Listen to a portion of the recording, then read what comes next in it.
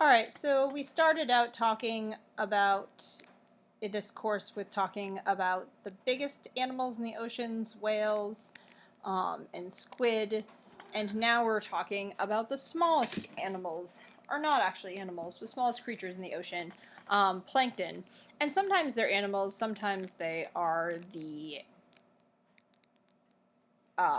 juvenile or the planktonic forms, so they call them the planktonic forms, or the larval forms of sea stars and lobsters, and many fish have a planktonic stage where they just sort of float around and are not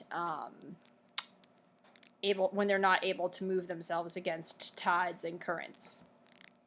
So we're going to focus on less of those and more of the actually planktonic forms that are planktonic through their whole life stages, and those are the protists. So if you remember back from biology, protists are eukaryotes, meaning that they have a nucleus, but they are not animals in that they do not meet the characteristics of being animals cellularly. They are not a fungus, and they are not definitively plants. So there are enough of them that they fall into this whole other kingdom called protists.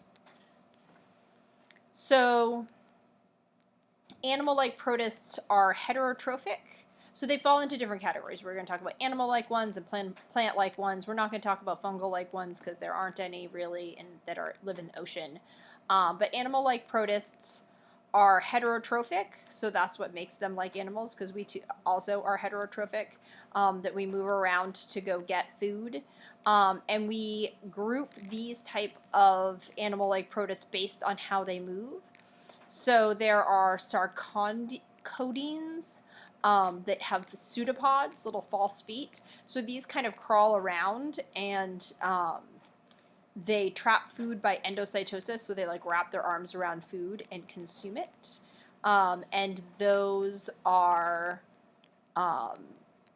characterized by like amoebas. Amoebas are the prime example of this. And we'll look at an amoeba in the next slide. Then there are ciliates. They move by cilia, little hairs that move themselves around, and they feed with the cilia. So they sweep food into a gullet, and these are called paramecia, are the most well-known examples of those. And then there are zooflagellates, meaning that they have flagella, but they are heterotrophic. There are lots of flagellates and ciliates that are photosynthetic that we'll talk about later. A lot of these zooflagellates we'll talk about at the end because they are parasitic creatures, and parasitic meaning that they feed on others, but they can also be mutualistic, meaning that they live inside of specifically termites, and help them digest wood, that helps. So those termites can't actually digest the wood. It's the zooflagellates that live inside them that digest the wood. However, there are also parasitic ones that cause African sleeping sickness, the tsetse fly, which is clearly not good for the humans who have African sleeping sickness. All right, so this is an amoeba. I think I have a video. Actually, I think what I'm going to have you do is watch all the videos at the end as a different assignment. So we're going to start like this. So you have an amoeba here. It has a nucleus. It has a contractile vacuole because it lives in water, and so it needs to regulate how much water it has inside of it. It has few food vacuoles, and the thing about it is it moves, like you can see you'll be able to see its cytoplasm moving, and it reaches out these pseudopods, and it consumes them. I have a video of amoebas eating another protist, and it is wild. So, most exciting simple cells thing you'll ever see. So we'll do that. All right, here's a paramecium. A paramecium is that cilia. See how it has cilia all around it, and so it moves around, and they're very gliding. Look, they glide around Um, they feed food into this oral groove, and then they put it into a vacuole that they'll use to digest. They again have a contractile vacuole that allows them to regulate how much water they have in their bodies so they don't explode. And then a zooflagellate would be like a euglena, this euglena here. That's not true. A euglena is not a zooflagellate. It is a plant-like protist. And it is a plant-like protist because it has chloroplasts in it. So a euglena has a flagella and moves around. But there are other autotrophic protists as well, algae, that can be single-celled, or it can be seaweed. So all of the seaweed that you see at the ocean is also a protist. When I was a student, this is telling you how long ago this was, seaweeds were classified as plants, but then they looked at them more closely and looked at their DNA, and it turns out that they're closer to protists, so they got to move kingdoms, so that's kind of fun. So phytoplankton can be cyanobacteria, which is like blue-green algae, diatoms, which are these really sort of interesting glass-shelled single-celled organisms that have this like silica shell on the outside of them, and then dinoflagellates, which cause people a lot of illness. So here is an example of a euglena. You'll watch a video of it. It has chloroplasts and a nucleus, but it also moves around with a tail, so it doesn't have a cell wall, so it's not a plant. But it is photosynthetic, and cool thing is that it has an eye spot that lets it move towards the light. It can consume other organisms if it has to, but if it doesn't have to, it won't. So there's that. All right, so phytoplankton are going to be anything that floats. So this is like saying phytoplankton are like the whole class of plankton. So anything that's floating. So you can have some of these things, but you could also have little, like, the larval stages of some organisms, and other kinds of single-celled organisms. So let's talk about cyanobacteria. And these are single-celled, but they're filamentous, meaning that they are, they run together in a line. And these guys are actually not, they're not eukaryotic, they're prokaryotic, meaning that they don't have a nucleus. So sometimes they're called cyanobacteria.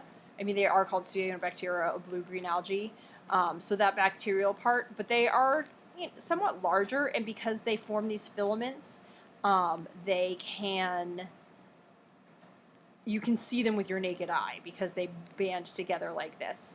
They are photosynthetic, and they are some of the biggest oxygen producers, but they can also really choke out an ecosystem because they can grow really rapidly under the right conditions.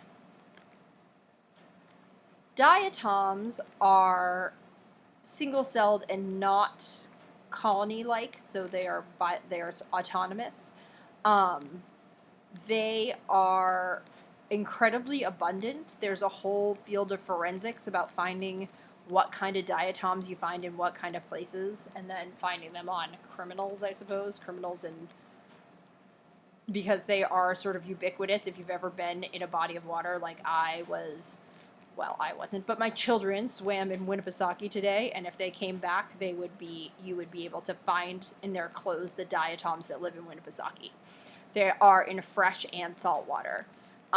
They are these single-celled protists, but the thing about them is that they last for a really long time because they have these little glass silica shells, and so they fossilize.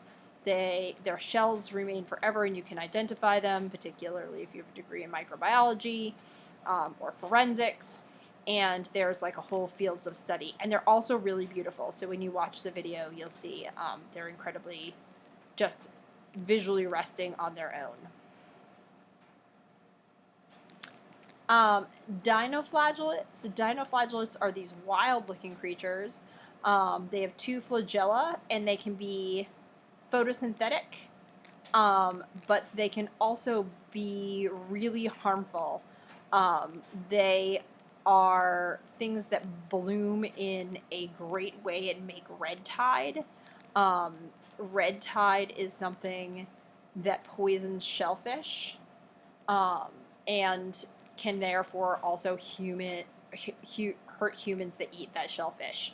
Also a crazy thing called paralytic shellfish poisoning, which is, again, also wild. People just become completely paralyzed from eating shellfish that have been infected with dinoflagellates. So if you think about dinoflagellates, think frightening, super frightening. Also not. They can be totally normal. But when they get in these abundance of blooms, you can consume enough of them in a shellfish because those shellfish are filter feeders, and so they concentrate them in their bodies. And then when you eat their bodies, you get you get a large dose of those types of red tide toxins.